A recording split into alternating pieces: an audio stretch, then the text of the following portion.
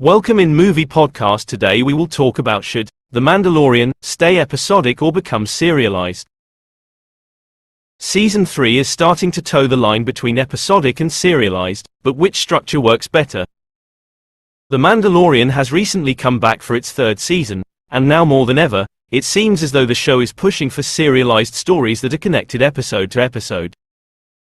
If the filmmakers behind the scenes decided to take this approach full on, the show will end up very different from the way that it began. The first season of The Mandalorian, and even a lot of Season 2, told simple stories following the titular Mandalorian, Din Djarin, Pedro Pascal, and Grogu making their way through the galaxy and encountering new friends and foes with each episode. Now, the stories involve deeper cuts of the Star Wars canon, delving hard into the Mandalorian mythology, bringing in franchise characters like Luke Skywalker, Mark Hamill, and Ahsoka Tano, Rosario Dawson, and giving the series story arcs that stretch out over multiple episodes. Is this a good thing though? Should The Mandalorian become more complex, or should it stay episodic? Is The Mandalorian becoming serialized? If the team behind The Mandalorian does decide to take the series into new territory and take on a long-form narrative, this could be a good thing. The world of Star Wars is vast, so rich and full of endless avenues and potential storylines to follow. Perhaps by being an episodic show, The Mandalorian would almost sell the world and franchise that it inhabits short. Season 2 is where we first saw what this series is seriously capable of.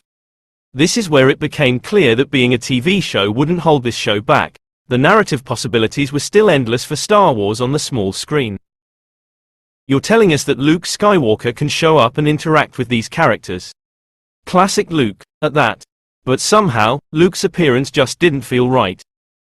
The Mandalorian was conceived with the idea of telling fresh, small-scale Star Wars stories that would start from the ground up every week. That's what made it great in the first place. It's obvious that Star Wars is a huge universe for creative minds to play in. It always was, until The Mandalorian came along. Remember how refreshing it was to see the tiny corners of this world up close and personal. This world that had mostly tracked the stories of massive battles, high-up governmental figures, and most importantly, a specific family's destiny to defeat the ultimate evils of the galaxy. Everything Star Wars related has always been big, and then The Mandalorian came along and veered audiences into the blue-collar parts of the universe. Each episode introduced somebody new, and their title hardly ever took on any sort of greater galactic importance. Sure, familiar shades of the Star Wars universe reared their heads with your occasional stormtrooper or various alien species appearing, but there never were any classic characters that connected The Mandalorian to any larger narrative. Until Season 2, the heavy Filoniization of The Mandalorian. With Season 2, now Lucasfilm vet Dave Filoni seemed to make it his mission to bring the Clone Wars and Star Wars Rebels, two animated shows that he was heavily involved in, to life. Here, characters from Filoni's projects like Ahsoka Tano, who is also getting her own show, by the way, and Bo-Katan, Katie Sackhoff, were brought into the mix to go on adventures with Din and Grogu.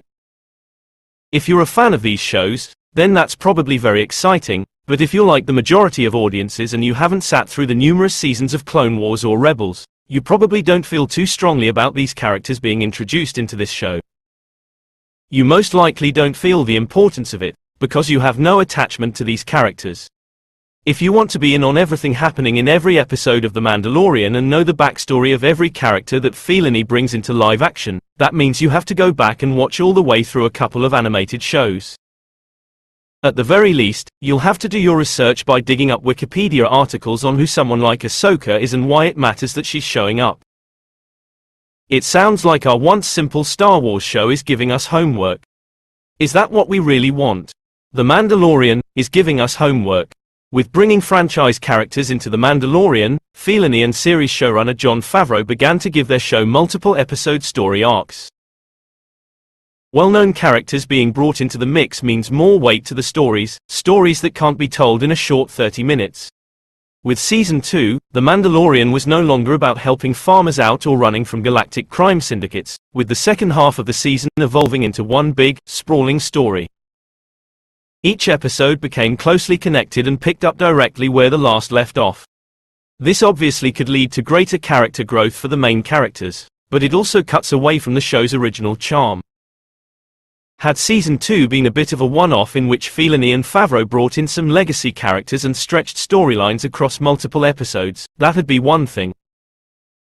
The second half of the Book of Boba Fett essentially turned into Mandalorian Season 2. 5. So now if you really want to be in on everything Din and Grogu, you have to go watch other shows as well.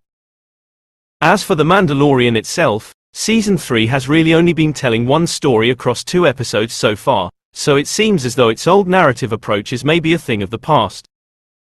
There are barely any small-scale stories in Star Wars.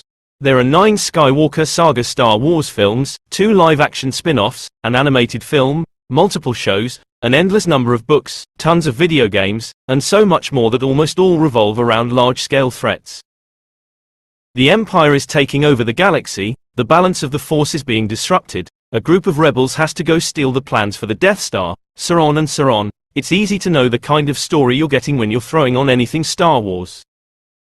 Then there's Season 1 of The Mandalorian, where you can take a quick trip into a galaxy far, far away for a peek into the lives of characters that, in any other Star Wars story, would be background characters. You get into some trouble with Din and Grogu, solve the conflict in a fast-paced 30 to 40 minutes, then move on to the next thing a week later. It was an easy, fun, comfort watch. Not every movie or TV show in the franchise needs to feel like it will forever redefine the Star Wars mythos or shake the foundation of the galaxy forever. Hopefully, the day comes again when the stakes of a Mandalorian episode revolve around something like retrieving an egg for a couple of Jawas or saving some farmers from enemies raiding their village. The galaxy doesn't have to be at stake in every movie and TV show. Let's go back to the simpler times of taking little Star Wars escapades in The Mandalorian.